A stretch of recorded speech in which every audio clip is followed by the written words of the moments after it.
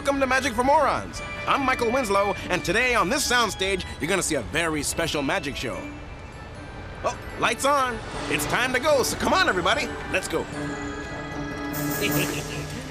This is gonna be fun.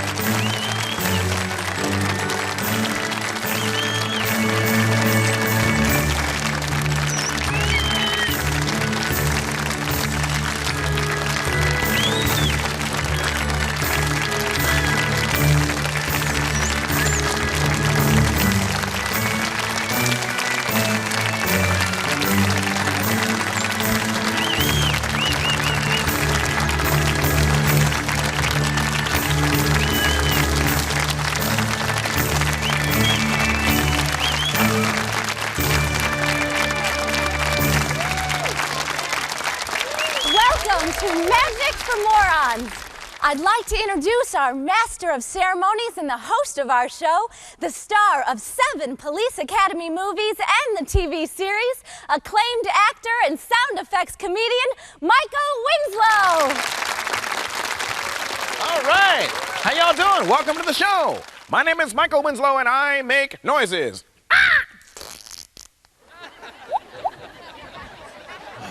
Thanks, Buffy.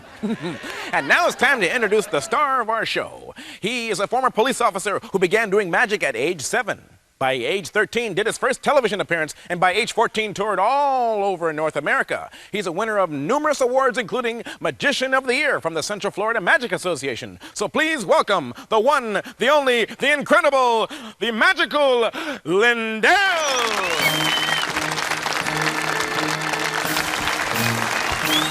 Thank you, Mike.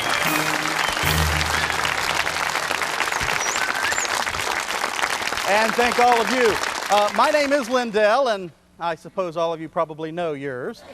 Before we get started, though, I need to make a quick announcement. Did anybody here happen to lose a roll of money about this big around just outside the studio? Oh, you did, sir. Good. Let me ask you a question. Did your roll of money happen to have a brightly colored red rubber band wrapped around it? Oh, good, good. Please get with me after the show, sir, because you are going to be very happy to know that I have personally located your brightly colored red rubber band. And the rest of you folks are going to be happy to know that today we are going to be exploring the impossible. We're going to be challenging nature. We're going to be questioning science and goofing around a little bit, because today we are going to be doing magic. Ladies and gentlemen, this is my lovely assistant, Kristen. Thank you very much, Kristen. I have discovered something very unusual happens if you take a glass of water and pour it into an empty styrofoam cup and then rub the cup between your hands just like so. What this does, it creates an intense heat. The heat is transmitted through the styrofoam cup, and by the time it reaches the water, it becomes an intense cold. A cold so intense that it will actually freeze the water completely solid. Thank you.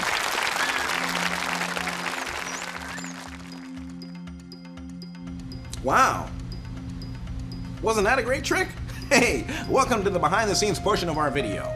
Now, all the post-production services for this video, including sound, editing, design, and titles, were provided by Century 3 at Universal Studios, Florida. That's where I am right now. You see all these toys? These aren't toys, this is professional stuff. This is a premier production facility, man. They are in everything, man. In fact, I'm gonna have to read the list because they got so much stuff going on here. They won't let me play with it, but I can read about it. They got everything here, including audio design, special effects, computer graphics and animation, engineering design, interactive multimedia, and software development. Some of their award-winning products include commercials, TV shows, movies, theme park projects, promotional videos, website creations, and various interactive CD-ROM projects. That is a mouthful. Now let me show you how Lyndel magically transforms water into ice. I want to see this.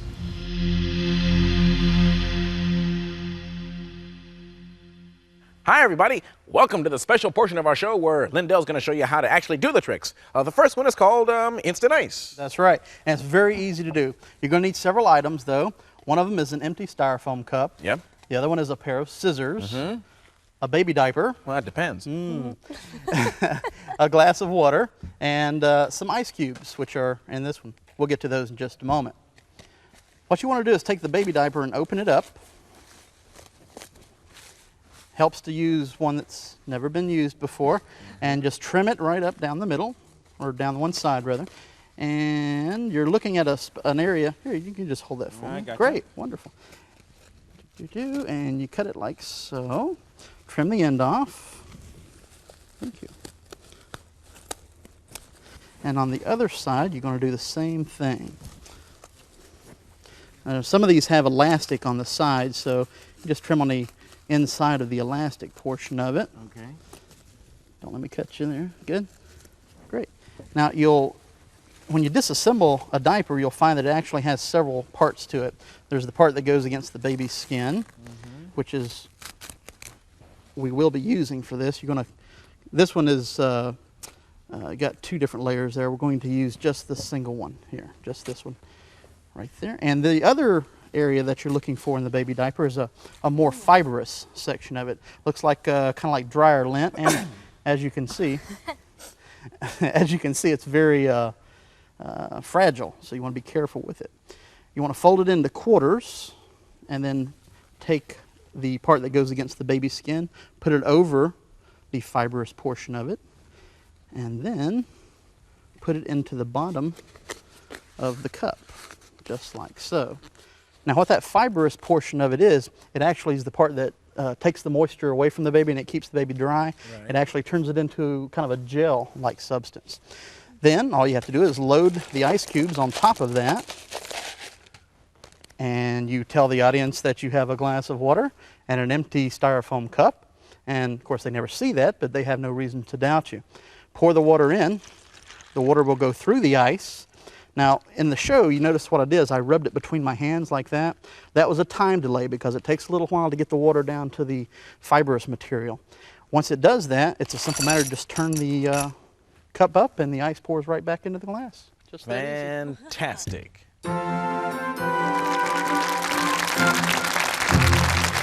You know, I've always been fascinated with space. And I'm not talking about the space up here. I'm talking about space, you know, especially the lack of gravity in space. In fact, I have found a way to duplicate the effects of zero gravity in space right here on Earth. All you have to do is have a wooden pencil, a number 2 pencil, and a gold finger ring. And Kristen, do you happen to have a gold finger ring that I may borrow for this? Oh, thank you very much. And what a lovely ring it is too, Kristen. Is that real cubic zirconia? All you do is rub the pencil on the gold ring, just like so. Place the ring over the top of the pencil against your fingers. In just a moment, an electromagnetic charge will actually build up. The ring will actually rise up to the top of the pencil. If I put my hand up here, it will float back down. If I move my hand away, it floats back to the top. I'll do it again. In fact, I'll keep doing it until you like it. Oh, you like it? Thank you. And thank you, Kristen. I appreciate that.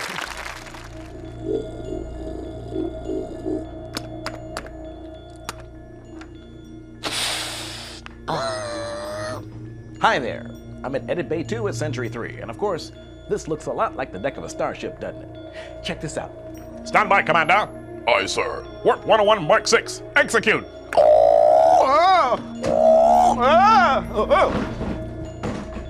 You know what? That was a bit too close even for me. What'd you think of Lyndell's anti-gravity ring? That was cool, wasn't it? Only trouble is, I can't do it. See? Nobody does it better than Lyndell. Anyway, let's see how he does it, okay? Here we go. Oh, no, I don't want to disappear!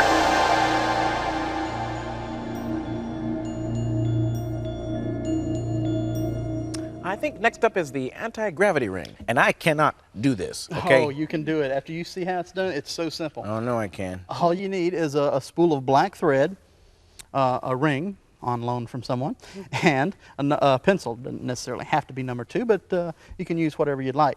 Now, so the people at home can see it, what I'm going to use instead of the black thread is a piece of yellow yarn. If you take a pencil and you wiggle it back and forth, the eraser like that, it'll just pop right out. And then you put the end of the thread up at the top and pinch it between the eraser and the metal portion of the pencil. On the other end, what you want to do is tie the thread onto a safety pin. Now, if you pin the safety pin right here about underneath your arm, it gives you a good length. And you'll have to play around with it and cut it to the exact length that you're going to need. Wear the same color of clothes as the thread that you're using.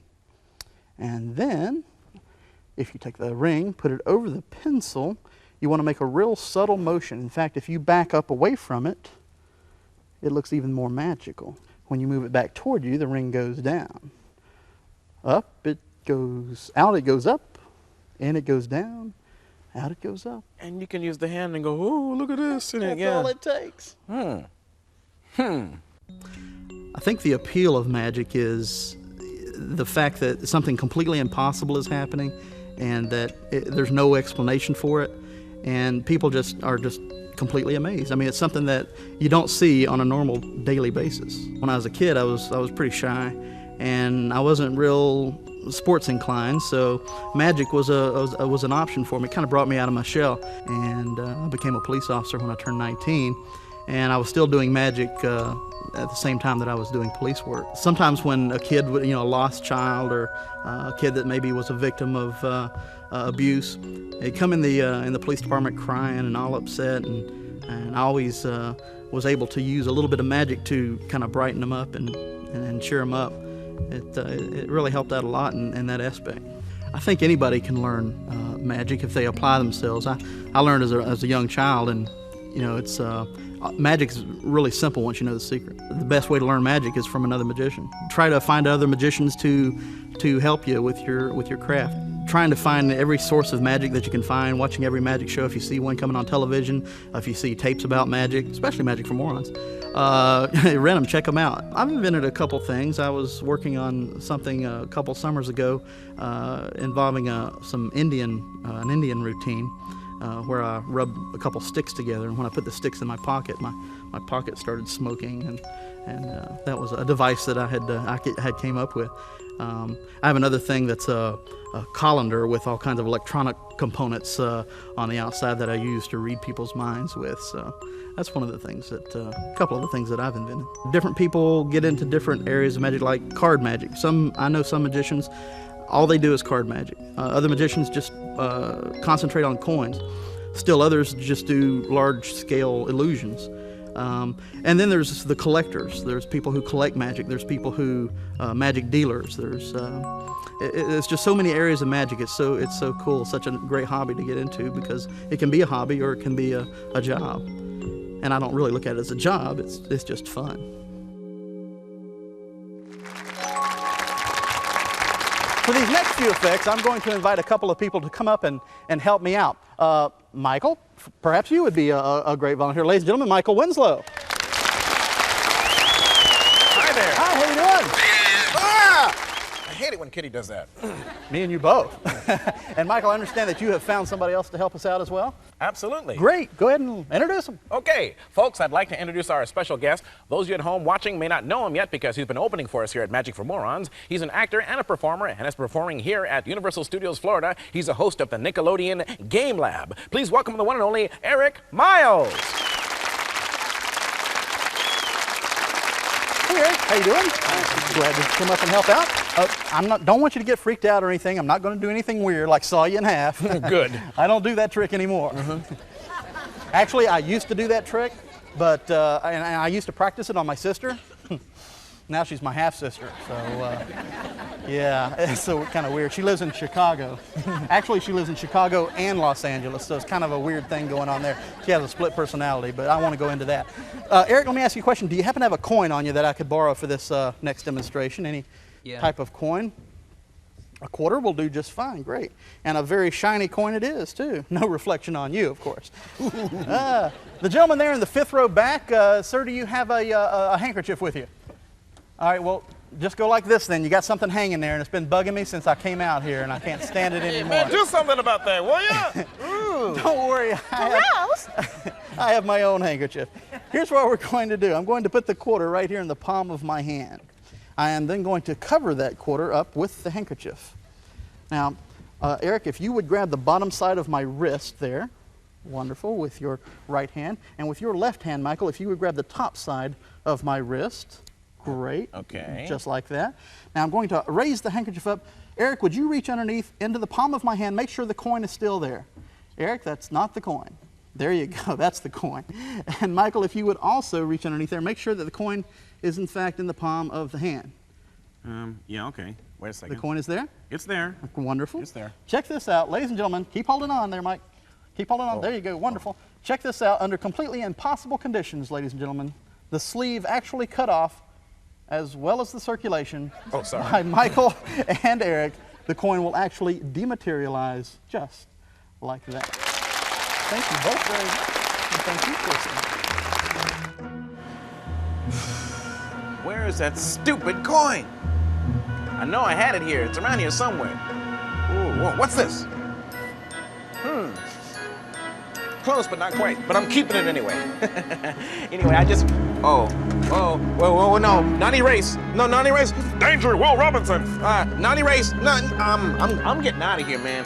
This is too much. This is too much. But you know what? Lyndell's got the next trick. It's called the vanishing coin trick. And I'm just gonna like mosey on. You think you're funny, don't you? This is my coin. Yes. Can you say Pentagon? Ooh.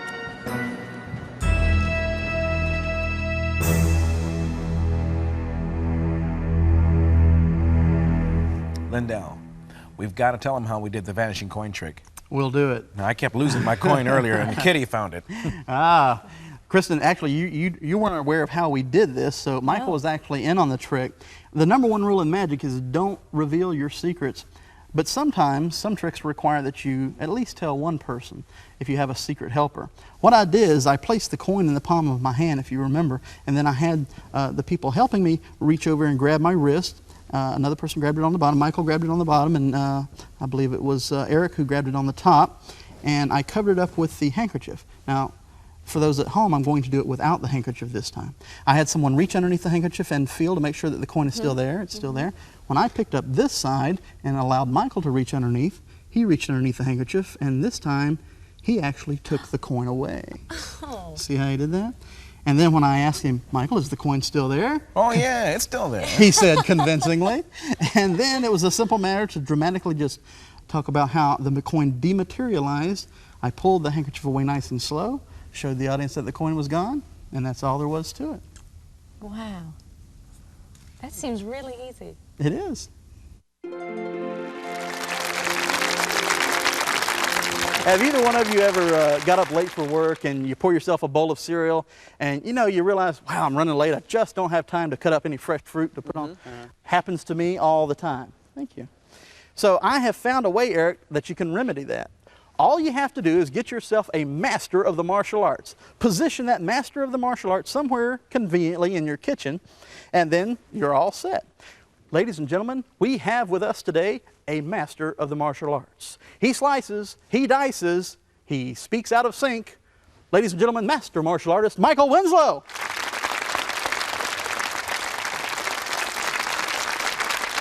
All right. Thank you very much.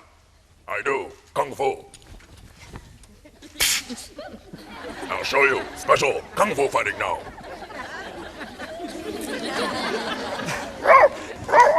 That was great, Michael. Thank you very much. Thank you, Michael. That was very... Thank you, Michael. Eric, I have some bananas that I've chosen for our alleged fruit that we're going to use. And if you would just select 2 of those bananas and just tear them off the bunch and just separate them out, wonderful. That eliminates those 2. Throw them in the bowl. We won't need those. Leaving this banana right here. Michael, do your thing.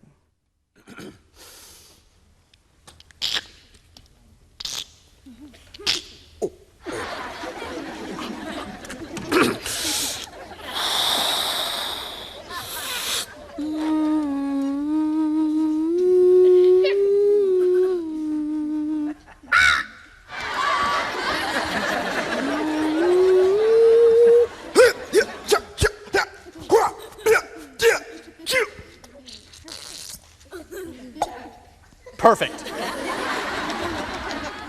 And Michael, if you would please hold on to that banana for us. Excellent. Good. Let's take a look at the other two that we did not select. Eric, nothing unusual about that one. Looks like a banana to me. Yep. Let's take a look at the other one. Boy, that's a tough one. Something unusual about it. It won't come peeled. There we go. Nothing unusual about that one either. A little smashed on the end where I grabbed it. Let's take a look at the one that Michael took care of for us. If we open it up, it looks like the banana is completely pre-sliced up, ready to garnish our cereal of our choice. No fuss, no muss. Thank you.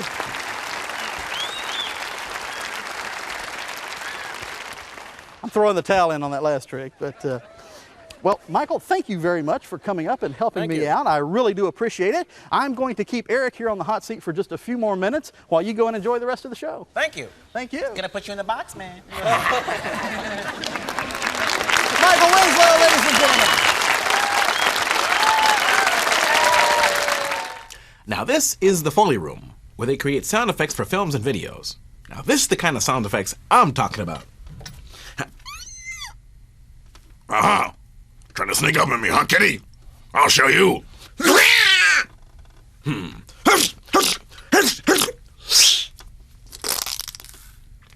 Oh man, it didn't work.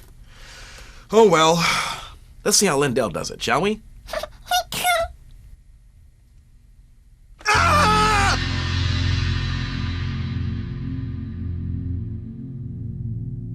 And now, karate banana. Karate banana is such a simple trick, but it's very amazing as well. You'll need to get some bananas, of course, and actually the greener the banana, the better. These are a little yellow here, but they'll do just fine. You'll also need a needle. Now, this is what's going to actually slice the banana. Pick you out a stripe on the banana and just stick the needle into that stripe, and you're going to give it a turn to the left and a turn to the right. Go down a little bit further. Stick it in, being careful not to penetrate the other side of the banana skin. You don't want to do that. You can hear it actually cutting the banana in there if you're up really close to it. Just keep moving down the banana, doing the exact same thing over and over. Of course, this is done in private, before you actually go out in front of the audience or before the people who's gathered to watch you actually come in. And just back and forth motion like so. And they won't see these holes? They won't see the holes because what you're going to do is you're going to wipe that off with a paper towel or a regular towel, whatever you like have handy, and you're going to keep it turned away from the audience anyway, so they'll never see it. I've always wondered how they did this. So you just kind of run a cloth down it. It actually almost completely vanishes there. They can't see that at all. And you don't want to leave them sitting too long because the holes will turn brown and it'll actually show up. Of course, if you hold it like this toward the audience, they'll never even see them anyway. And then you have them choose a banana. Well, now, how do you get them to choose the right banana? Well, that's a very good question. This is the one that we prepared, so I'm going to let you choose. Just grab hold of two of them, any two of them you want. Any two of them you want. Okay, and then, all right, we're going to separate them. Okay, wonderful. Now, at that point, I'm going to say, okay, this banana is eliminated. See, I've narrowed it down to the two that you're holding in your hand. Then I'm going to ask you to lay one on the table. Okay, since you laid that one, because that's the prepared one, I'm going to take this one and say, this one's eliminated too. See, now we're down to the one that we've prepared. And then, if you remember in the show, I let Michael do his thing on it. He did his chopping. And then we peeled these other two that are completely unprepared. We won't do that here in the explanations. But when we peel the one that is chopped, the audience can see that it's actually all sliced up, ready to garnish their cereal with at a moment's notice. It's just that easy. Very. Okay, breakfast!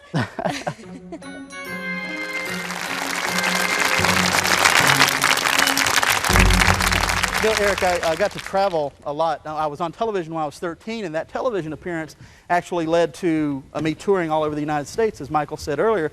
And it was kind of neat because I got to travel around to a lot of small towns, little out-of-the-way places. And normally, that's where we were. This next effect, though, that I'm going to share with you is one that I actually learned in New York City.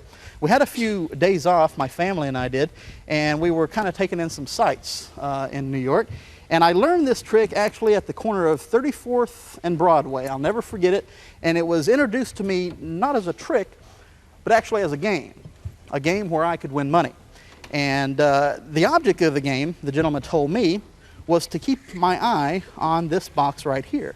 It's the one with the penny in it. You see, this one, if you listen, it actually rattles. These two, on the other hand, are completely empty, nothing in those, and they don't rattle at all. So here's the object. Keep your eye on the box with the coin in it, and you win the game. Ready? Mm-hmm. Here we go. Check it out. Which box, Eric, do you believe the coin is in? That one. This one right here. Perfect. You're watching very closely because that's the box that rattles. These other two over here do not. You know, when I first played this game, I won the first time or two as well. But then the guy made it a little bit more interesting for me. He began to switch them a little bit faster. Let's see if you can keep track of where the coin is now. Eric, which box do you believe the coin is in now? That one. You don't think it's in this one? No. Okay, well, let's take a look. Oh, I'm sorry, it's not in that one. Do you think it's in this one? No, it's in that one. This one over here? Oh, I'm sorry, you should have went with this box. This is the one I was pointing at the whole time. That's the one that rattles. That's the box that had the coin in it. Tell you what, we'll do it again. Check this out. We'll switch them around, switch them around, switch them around, switch them around. Which box now, Eric? That one. This one on the end. Uh-huh. This one right here. Yes, this end right here. That one right there. Oh, Eric, I'm sorry. You weren't watching close enough. Which one of these two? This one or this one? That one right This there. one right here? Not that one either. This is the box that rattles. This is the box with the coin in it. This is the one that you got to watch this for the purpose of knowing which box that the coin is actually in. Look, I'm going to do it one more time for you. Here we go. Switch the box around, switch around, switch around. Which box do you believe the coin is in now, Eric? It's in your pocket. In the pocket. Actually, it's not, Eric. See, it's in this box right here. This is the one that rattles. Actually, there's a coin in that one and a coin in that one. That time, Eric, I gave you every chance in the world to get it right, and you did. Thank you. You'll get your own. Hi there. For this next trick, you're gonna need 3 boxes and a guy named Monty. I'm gonna wait here, and you go get him. You still here? Actually, I was just kidding about the guy named Monty. Anyway, Lyndel's ready for the next trick, so let's take a look.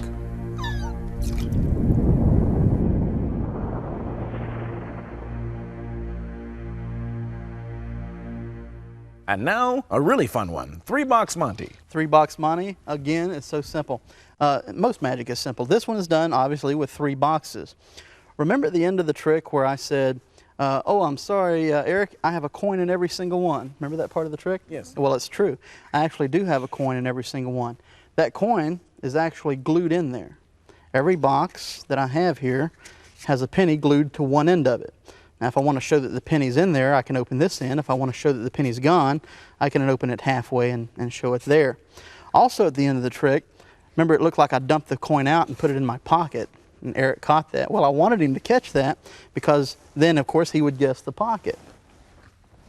When I rattle the boxes, the first 2 that they choose, say they pick this one and then they pick that one, I rattled it with my right hand. Absolutely nothing happens. The box that they don't pick, I shake with my left hand. Wait, how did you do that? And it rattles. It doesn't rattle when you do it, does it? No. Know why? If you'll help me with my jacket, I'll show you why. I have a 4th matchbox. Nobody knew about that one. I have it rubber banded to my arm, and there's a penny inside of it. So no matter which box I pick up and shake, it rattles. In fact, I can even pick up an imaginary box and shake it, and it'll rattle too. So always pick up the last box that they don't choose with the left hand, give it a shake, and there it is. You sneaky man. Yeah, that's what they tell me.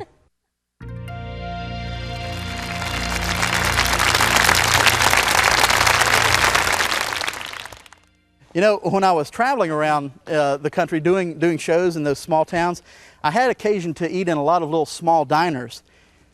I mean, a lot of small diners. I ate a lot of them. And during our meals, a lot of times, you know, the conversation with the locals would always turn to why we were in town. And of course, you know, we'd tell them that we were there to to perform magic shows and that I was a magician.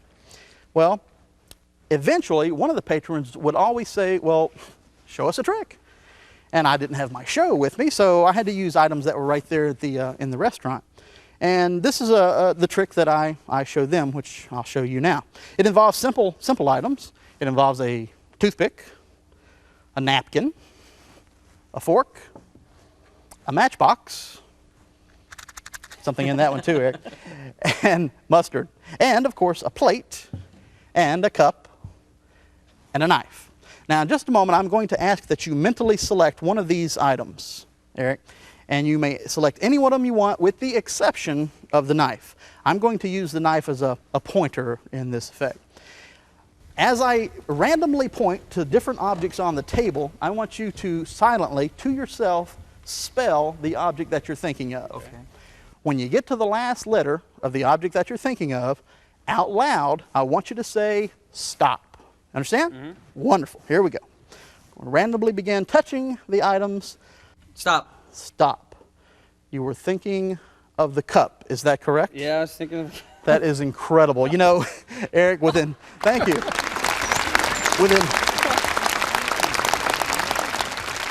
Within 10 years, you're going to be telling your therapist about this very moment. Tomorrow. And waitress, don't expect a tip. I had to clean up my own table, so I just wanted you to know. We're here at Audio Mix 1, where the sound and sound effects are mixed together like this.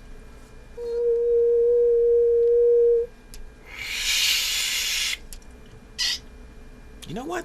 That was really bad. I don't even know why they need machines to do this. Okay, now, I'm going to concentrate and give you my psychic sound effect for the next trick. Are you getting it yet? No? Okay, Lyndel's up next with the dinner psychic trick. I warned you. You know what? I've got a little surprise for you. Be back in a second. Check this out.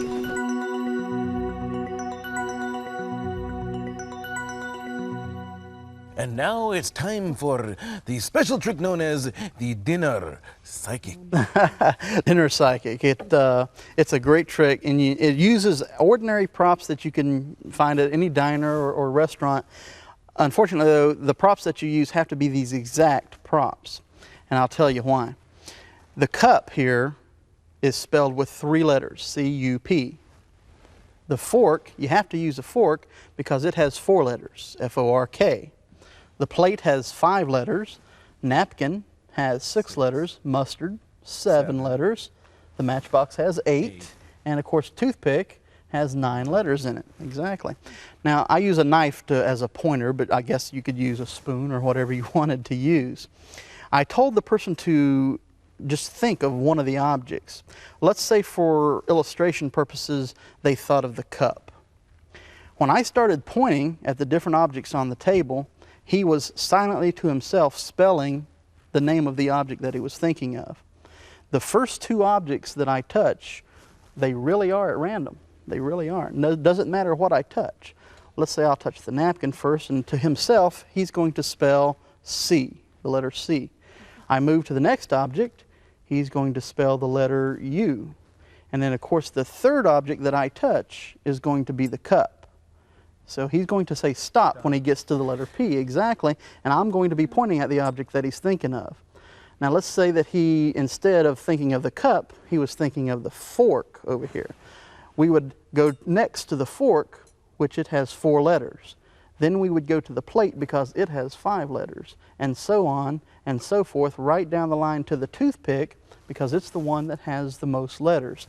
Now I have these all laid out in 3, 4, 5, 6, 7, 8, and 9 order, but when you perform this, you want to kind of mix them up a little bit, so when you're touching the different objects, you're going to touch them in this order, but it's going to look like you're bouncing around at random at the different things on the table. You have to remember though, they have to be touched in that specific order. The first 2 can be random, but then go to the cup, then go to the fork, then the plate, and it kind of works itself. It's pretty much automatic after that. Oh, you are good. You are very good. I think magic appeals to ages 5 and up. And I say 5 and up because kids underneath the age of 5, they don't know the difference between, you know, what's supposed to happen and say you're making something float. They don't know that it's not supposed to be like that. So I guess it takes until they get that certain age, about 5, until they realize, wait a minute, there's something wrong here. That's not supposed to be happening. And then they start being amazed. And then from there on up, right now we're in what magicians call the second golden age of magic. The first golden age of magic was back in the 40s and the 50s. You had magicians like Dante and Thurston and Keller and all of these big-time magicians who traveled the country performing their shows.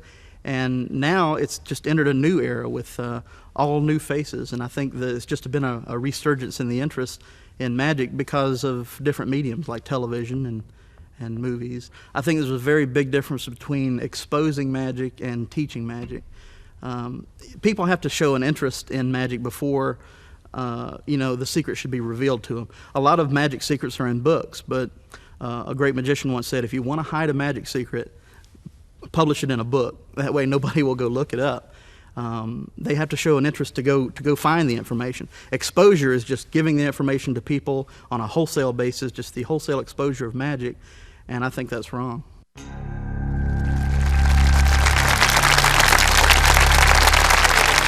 Let's do a card trick. You know, no magic show, Eric, would be complete without at least one card trick. So I'm going to do 2. Cool. Couple trick shuffles though before I do the actual card trick. This is the American shuffle. This is the Russian shuffle. That's one card Russian after the other. Ooh, look, a defector. Here's the Jewish shuffle. See the Passover? Okay.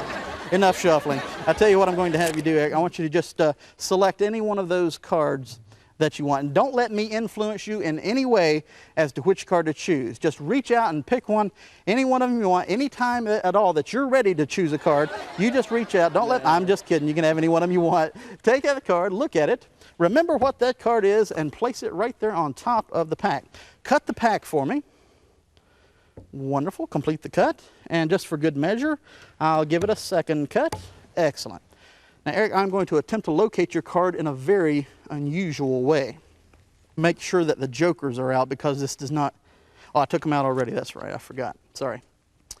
We're going to try to locate your card in a very unusual way. I'm going to tap 3 times. When I say 3, I want you to name your card. Something completely ghostly will take place. Here we go. 1, 2, 3. 5 of diamonds. The 5 of diamonds is the only one that comes up floating out of the deck.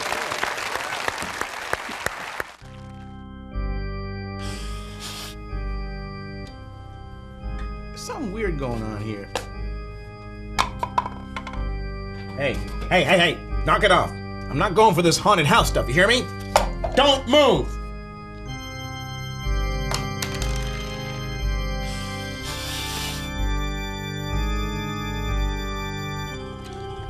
I think my work in this room is done. It's time for the ghostly card trick. Don't move.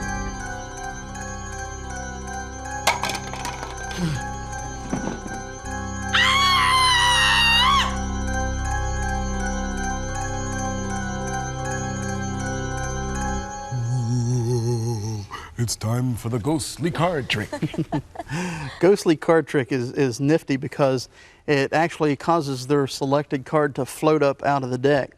I'm going to show you how I made it float up out of the deck in just a moment, but first let me show you how to find what card that they chose. It uses a method that's pretty old in card magic called the key card. Now, for these purposes here, this is going to be our key card. It really doesn't matter which card that is on the bottom. Whichever card it is, we're going to call that our key card. We had the person select a card. Kristen, would you be kind enough to take one of those out and show it to the folks at home too?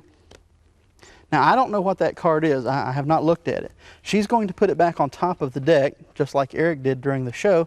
And then, when the deck is cut, look what card is going on top of theirs. The 5 of clubs, my key card, the one I already know about, of course. Now, you can cut it a second time if you're real careful and you don't cut it in the same location. Okay? Remember during the show, at this point, I turned the cards over and I said, oh, let me make sure that I took the jokers out of the deck. Remember that part? Mm-hmm. Well, I knew I had taken the jokers out of the deck beforehand. What I was really doing, I was looking for the key card, which was the 5 of, remember what it was? 5 of clubs? 5 of clubs, that's correct. As soon as I find the 5 of clubs, and right there it is, I know immediately that the card to the right of it is the card that they selected, the 7 of hearts. So I stop at that point, and then I say, oh, that's right, I took the jokers out earlier. See, I split it right there. When I bring the hands back together, I leave their card on top. That's how we find their card. Now, to make it float up, and we're going to do it like the audience is over there where you're at, Kristen, and then I'll show you how it's done by showing Michael. I tapped it like this, and Michael, on the last time I come down, this finger comes out, grabs hold of that top card, and causes it to appear to float up. Kristen, let me show you. If I tap it like this, the little finger pops out, and it rises whoop, right up out of the deck. Just like that. Oh. No threads. Oh. Hey, no pain. You know what? That is sneaky. It is. It's very sneaky. And very professional. Why, thank you. I like it.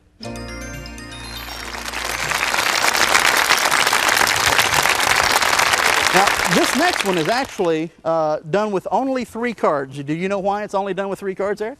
No. Because I'm not playing with a full deck is why it's done with 3 cards. Actually, there's 3, and I'm going to show you what those 3 cards are in just a moment. Let me get them positioned here and turn them around. I'm going to let you look at them not very long, though. Just take a look. Do you see the cards? I'm going to turn it back around. This is a memory test, and there's 3 parts to this memory test. The first part is this.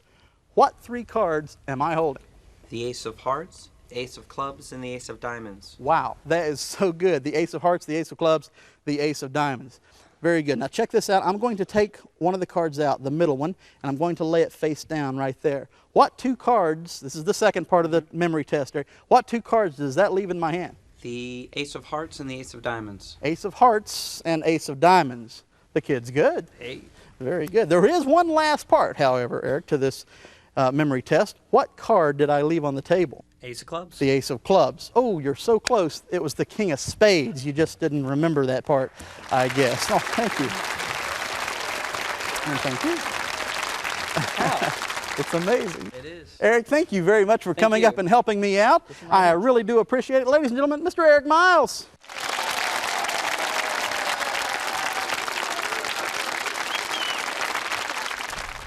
I'm back in the Foley room, and we're creating more sound effects. Now, this is how it's done here. Ma, I'm coming upstairs, Ma. Don't worry, Sonny. I'm out here in the garden. Yeah, This is how I do it. well, I'm out here in the grass.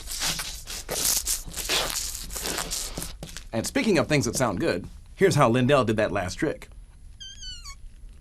I've got a surprise for you, kitty. Moshi moshi. Konnichiwa!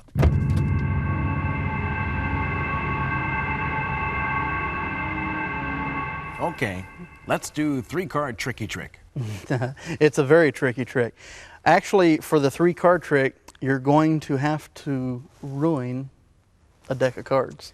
There's no way around it, unfortunately. It's done, if you remember, with 3 aces, and the last card to turn up in the memory test was the king. We'll get to that in just a moment.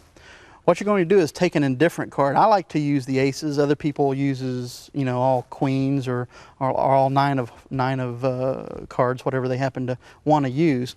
I'm going to use the aces. You're going to take a pair of scissors and you're going to actually cut one of the cards. Now you might have to trim it up a couple different times at different angles. Take some tape and attach it to the back of the card, just like so. Now you don't want any tape up top, so I have to trim that up just a little bit. Perfect. Then, at an angle, you're going to put the card right about there and press the tape down. So it looks like the cards are just kind of spread out. Now see how that's sticking out over the card? You don't want that to happen. So what you want to do is just kind of trim that up to where from the back, that little flap cannot be seen. But from the front, it's very apparent that there's a flap there. Now, you take the king and you put, or whatever card that you want to appear on the table last, and you put it underneath that flap.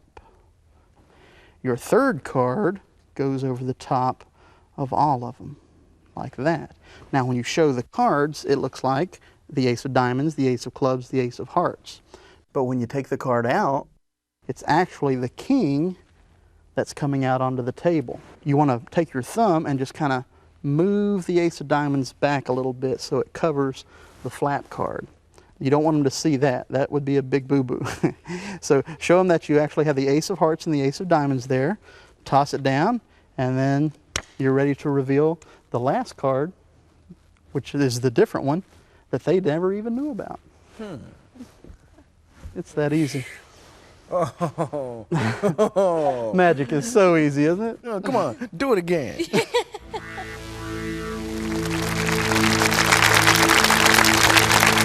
Now, when I was growing up, I grew up in a very small town in Central Florida, and there was no magic shops around for miles where I came from, and there was no magicians for me to really bounce ideas off of or get information from, and I can remember at times getting pretty discouraged. But you know, my parents were always there for me. They were always there to give me support and give me encouragement and help me out. My father actually built some of the first props that I ever owned. And my mom, well, she was always there for me too. In fact, anytime there was something on television that had anything to do about magic, no matter what else was on, no matter what else they were watching, the channel got changed and we watched The Magician. And it was, I realize now, for my benefit. And looking back on it, you know, I really appreciated that. One day we were watching television and I saw a magician do one of the most incredible tricks that I've ever seen. The magician on television did a trick with a length of rope, very much like this one right here. He cut the rope and he put it back together. Now, as a 9-year-old, I was very amazed. I had no idea how he was able to accomplish that effect, but I meant to find out. So I went and I found the closest rope that I could. Unfortunately, the closest rope that I could find happened to be my mom's clothesline. And I cut it up and I was performing it there for the neighborhood kids who had gathered to watch me perform. And my mom came out the back door in the backyard and looked at what I had done. It was at that very moment that I realized that the clothesline that I had chose to cut up was the only clothesline that my mom had. And to make matters worse, it was laundry day. So, you know, she didn't get angry though.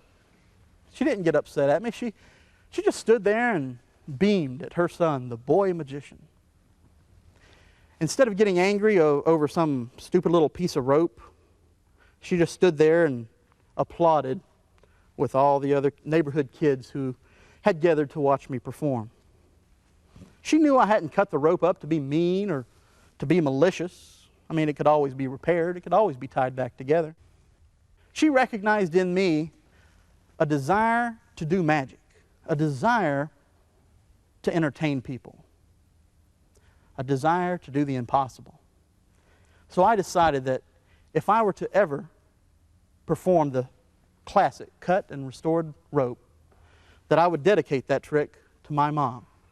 So Mom, this trick is just for you. Thank you.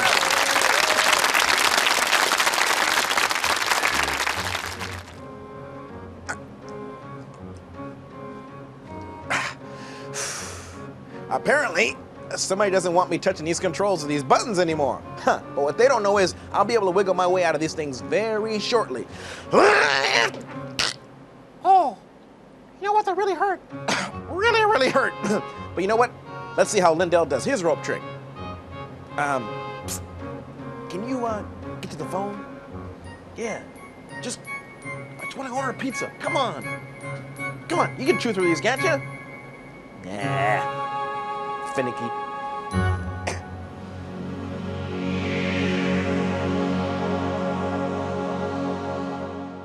Now, this is called cut and restore. It is. It's a classic of magic that's been around for years and years and years, but it never fails to entertain audiences. You're going to have to make something that magicians call a gimmick. A gimmick is something that is used, but the audience isn't aware that it's being used. The gimmick that you're going to have to make is a little loop of rope, an endless loop.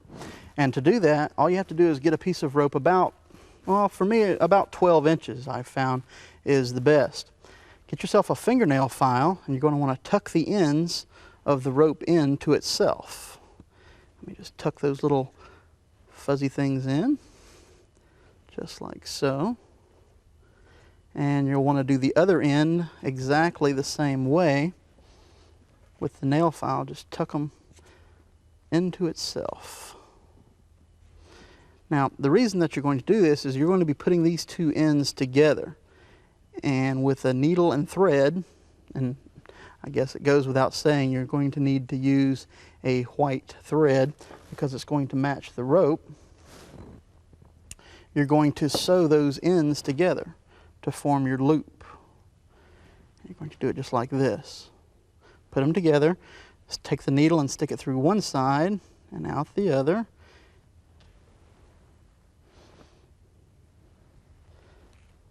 And then work your way all the way around the little loop that you're creating. Just like so, until you wind up with a continuous loop. You want to trim up the thread so no threads can be seen, and you put this in your front pocket. Now, as I was talking, I let my hand slip down into my pocket, a very natural way to stand actually, and I had the rope up here. I took the rope out and I found the center of it, and I held it by the center. When I brought it up into my hand, this is kind of the backstage view, I grabbed it with my little finger and grabbed the loop with my index finger and thumb and brought it up into view. So what I'm actually showing the audience in the front is the loop. They think it's the long rope coming all the way up, looping around and going back down. It's really not. It's just the loop. And then when you cut it, like so, now all you've done is opened up your little loop, but it looks like you've cut the rope in half. The only thing that's left to do, and don't let that happen, and don't pull it like that because it's going to come out. The only thing that's left to do is to take the end of it, wrap it around the rope one time, the long portion of the rope, tie it together around. Of course, you're not going to let them see this. You're going to keep your hand covering that. Just like that, see. Tie it nice and tight, and then show them that the rope looks tied together. And to restore it, all you do is grab hold of that knot and slip it completely off the rope. That's really an efficient way of making a slip knot, actually. I have never seen this done. Never. It's very clever. All magic is illusion. I mean, you know, there's no supernatural means that accomplish any magic that I've ever been involved in. It's all mechanical. It's just knowing the how-to and putting some presentation with it to, you know, pizzazz it up. I make it a point to, when I get dressed in the morning, to always carry a trick. I got rubber bands underneath my watch right now. I carry them with me everywhere I go. I can do 6 minutes with these things. The patter or the routining that goes along with the story is probably more important than the how-to, the mechanics of the trick, because the presentation is what really makes the magic. The build-up, the lead-in, and the blow-off, the end of the trick. It's important. It's hugely important to the effect. What keeps me motivated is probably the laughter, the smiles, the amazement of people, you know, the amazement on their faces. It's, I don't know, it's rewarding for me.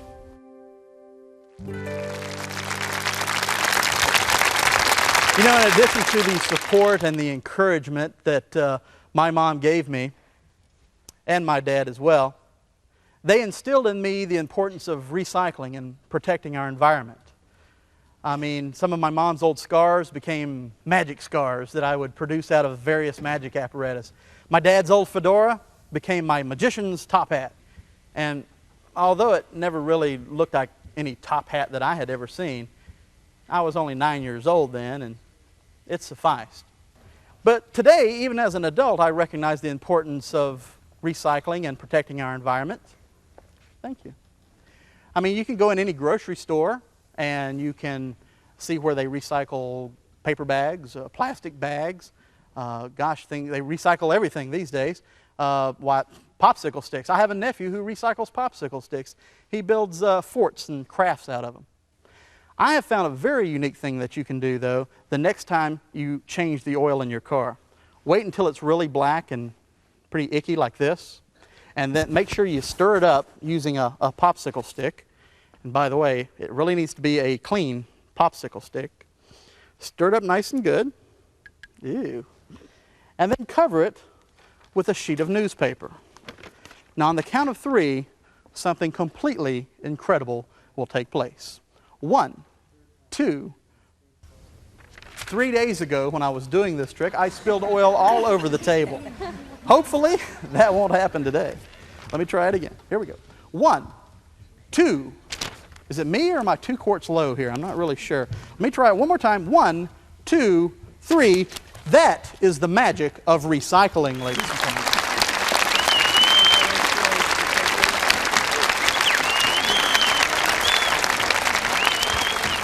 You know, it's always time to recycle, and looking at my watch, it looks like my time is just about up. On behalf of my lovely assistant, Kristen, and myself, let's give her a nice round of applause as well. We would like to thank you for coming out today and leave you with one last thought. Please, when you drive home carefully because we're walking. Bye-bye, everybody.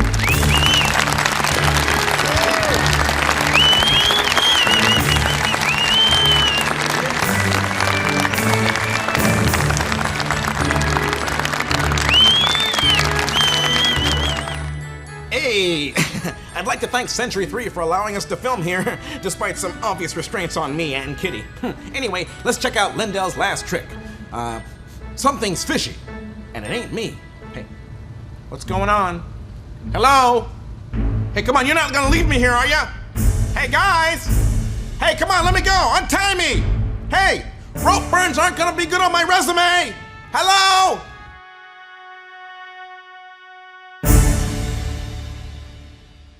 Okay, now this is the one that I don't get at all. Oil to fish? Oil to fish. Or oil to just plain water if you don't happen to have any goldfish. You can just turn it into water. You're going to need several items for this trick. As you can see, we got quite a mess going on here. One thing that you're going to need is a piece of black felt, a stapler, a popsicle stick, some type of marker, pair of scissors, a glass, and of course a pitcher of water, and something to cover it with. Some magicians use newspaper, some people prefer to use a handkerchief or something. What you're going to do is you're going to make fake oil, another magician's gimmick. And the way you do it is you take the felt and you cut it like so. Now, you don't need to cut it in a straight line? Actually, no. The reason that you don't cut it in a straight line is because, see how the glass is shaped? It's wedge shaped. It goes up, it's bigger at the top and smaller at the bottom.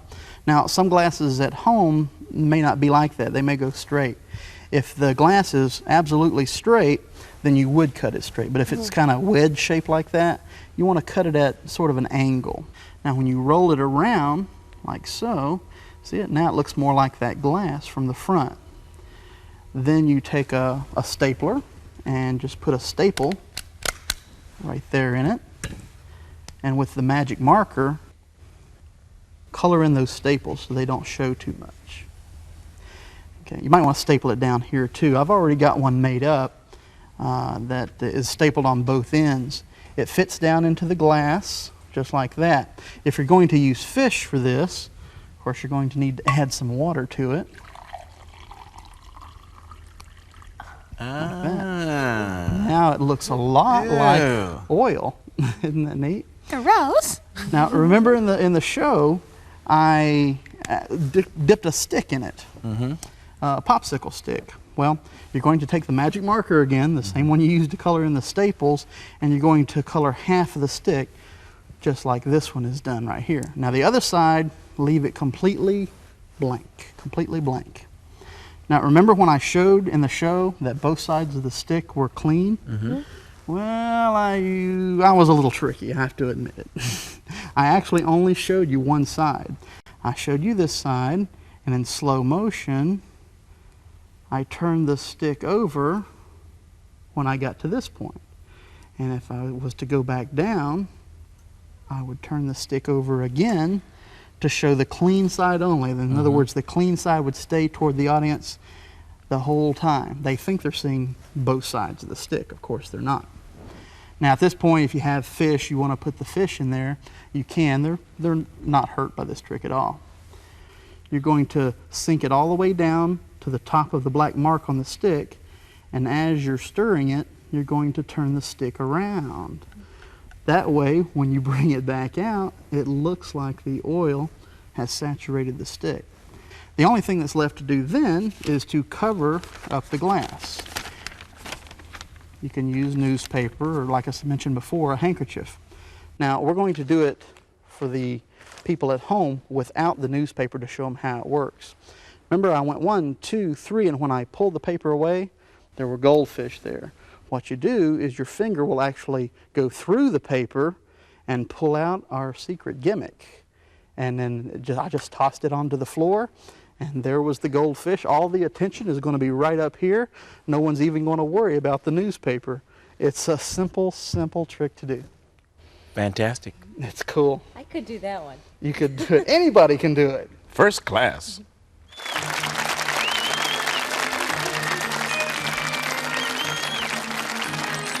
Lyndel's Golden Rules of Magic. Number 1, never reveal the secret. Once they know the secret, the mystery, excitement, and fun is all gone. Number 2, never repeat a trick twice for the same audience. The second time, they'll be watching a lot closer and may figure out how you did it. Number 3, practice, practice, practice. Remember, practice makes perfect. Well, that's our show. Hope you enjoyed it. Hey, thanks for watching Magic for Morons. I hope you mastered the tricks, because if you have, get ready for Magic for Morons too. I'm Michael Winslow, and so long for now, I'm gonna disappear. I'm still here, ain't I? Well, Lyndel! Come on, let me in! The disappearing thing didn't work! Lyndel!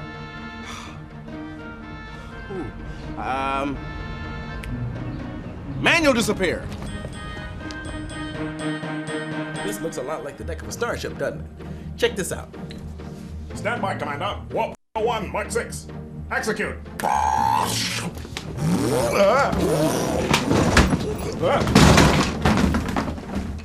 That was too close for me. Speaking of for me, how about that anti-gravity ring? I think we should do this again. There's a problem. That's what happened. Wow. Wasn't that a great trick? Welcome to the behind-the-scenes portion of our video. Now, all of the, one more time. All right, cut. Oh no, not self-destruct! I need a trick! My little... Sorry, one more time. Movies, theme park projects, promotional videos, website creation, various interactive CD-ROM... I gotta rewind it all just to think about it. Stand by, Mr. Wolf. Warp 1, engage. Everybody settle. Aye, sir. This is a premier expertise. What? Who's calling us on the phone? Take a message. Okay. Let me start over again. Dig this. All the services for this post-production. Hey! You guys back there!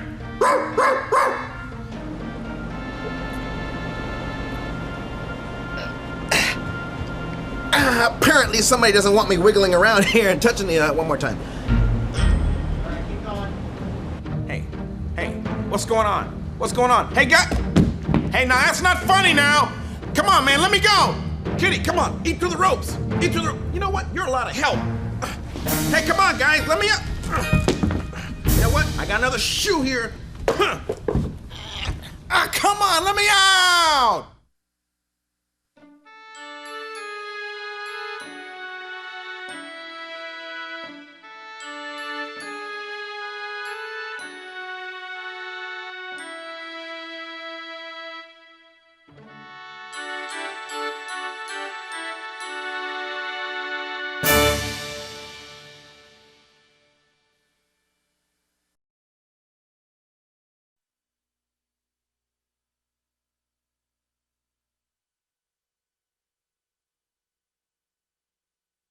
Money. Everybody wants it. And when they have it, they want more of it. People are always looking for ways to invest their money so they can make more money. This is a $1 bill. Pictured on the front of the $1 bill, of course, is George Washington, the first president of the United States. Here's an interesting thing about $1 bills. If you fold the top of George's head down to the top of his shirt, and hold it at just the right angle, it kind of looks like old George is turned into a mushroom. I've always thought that was kind of funny. Some 130 years after Washington was president, famous author, trick roper, and storyteller Will Rogers said that the best way to double your money is to fold it in half and put it in your pocket. But you know, that got me thinking. What if there was a way that you could not only crease your money, but increase your money? What if there was a way that you could fold it, kind of like we did when we turned old George into a mushroom, that when you unfolded it and held it at just the right angle, it looked like a $5 bill? I think old Will Rogers would be impressed.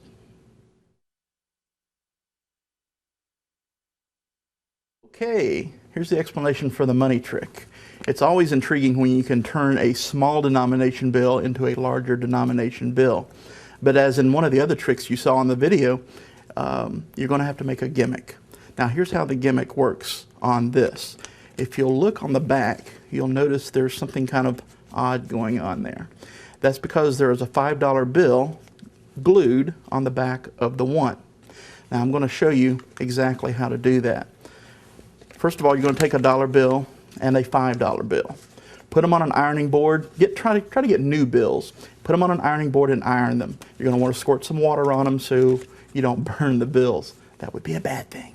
And then, after they're nice and flat, you're going to fold the first bill, which is the one I'm going to use here, fold the very edge of it over to the middle of the bill. Then, the other edge, fold it to the middle of the bill as well. Then you're going to fold this edge over to the middle of the bill. Then this edge to the middle of the bill. Then again, this edge to the middle of the bill. And then this edge to the middle of the bill. So now you've created a nice small little packet. You're going to do the same thing with the $5 bill. Fold the top edge in, the bottom edge in, find the center, then fold the sides, kind of like a book, sort of, like so. And then you've got an identical matching packet that matches the $1 bill. Then you're going to need some rubber cement. Take the rubber cement. You're not going to need a whole lot for this, but you're going to coat the back of the one, not where it opens over here. You're going to coat the back of the one, like so. Then the back of the 5, like so. Once it dries a little bit, you can put the backs together, like so. Now you want to make sure that the $1 bill and the $5 bill are both the top pointing up for this. So now you've got your gimmick. Once it dries, the gimmick is going to look like this.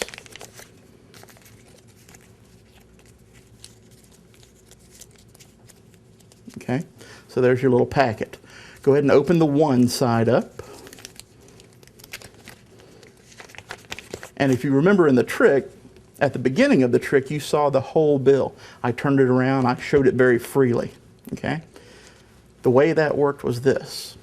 took the one and I placed it inside the pocket of my jacket. And I started with a completely ungimmicked $1 bill. Well, I say ungimmicked. It's actually folded. It's creased in a way that helps me fold George's head down to the top of his shirt so I can show the mushroom effect that George has turned into. And then I made the comment about folding your money to double it, and I placed it inside my pocket. Well, what I really did was when I placed it inside the pocket, I put it behind this $1 bill that I have sticking out. This is our gimmicked bill. Then I said, you know, that got me thinking.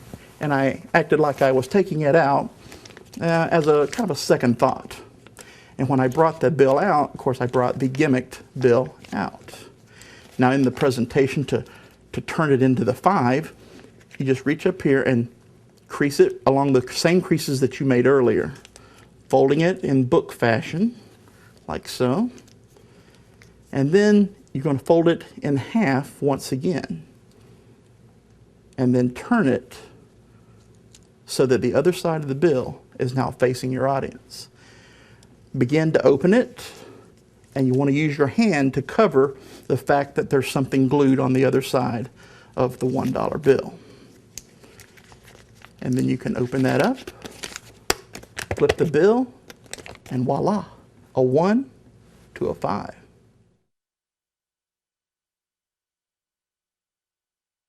Gravity. It's responsible for the Earth and the other planets' rotation around the sun. It's responsible for the moon's rotation around the Earth. Gravity is responsible for the tides that come in and out in our oceans and a lot of other naturally occurring phenomena that we see every day but we take for granted. Here's an interesting thing that scientists just recently discovered. We all know that the Earth spins on its axis, but the axis is not quite centered as originally thought. It's slightly off-center. Now what that means is this, that as the Earth spins on its axis and it rotates around the sun, there's a kind of a bump in the rotation. Kind of like when the tire on your car is not perfectly balanced, there's that bump as it goes down the road. Now because of this bump, there are a few seconds out of every rotation around the sun, or every 24 hours, when gravity is affected. For just a few seconds out of every day, rivers reverse their course. Rain will fall up instead of down. Plants reverse their growth pattern. Now because these changes are very subtle, and because they don't last very long, usually they go completely unnoticed by the human eye. But here's an experiment that proves that the law of gravity is broken every day. I've gathered 2 items together here. This is a end of a cardboard tube from a roll of bathroom tissue and a rubber band. Now these particular items were chosen because they're both organic.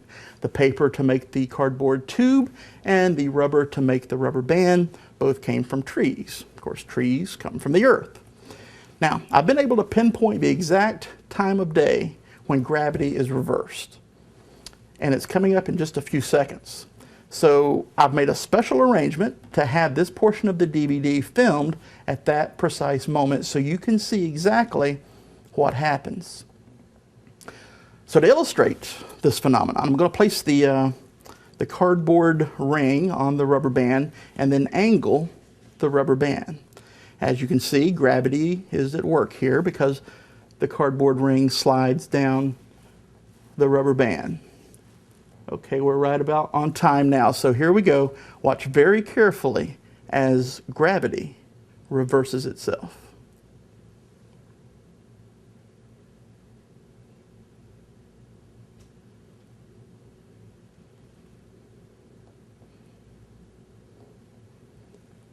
Science is so cool.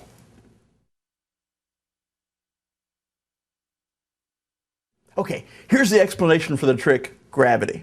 Now, I mentioned during the trick that rivers reverse their course and rain falls up rather than down and plants reverse their growing cycle and there's a bump in the planet's rotation and I had to do this trick at a specific time. None of that's true. It's all a trick. You'll be able to do this at any time you want to.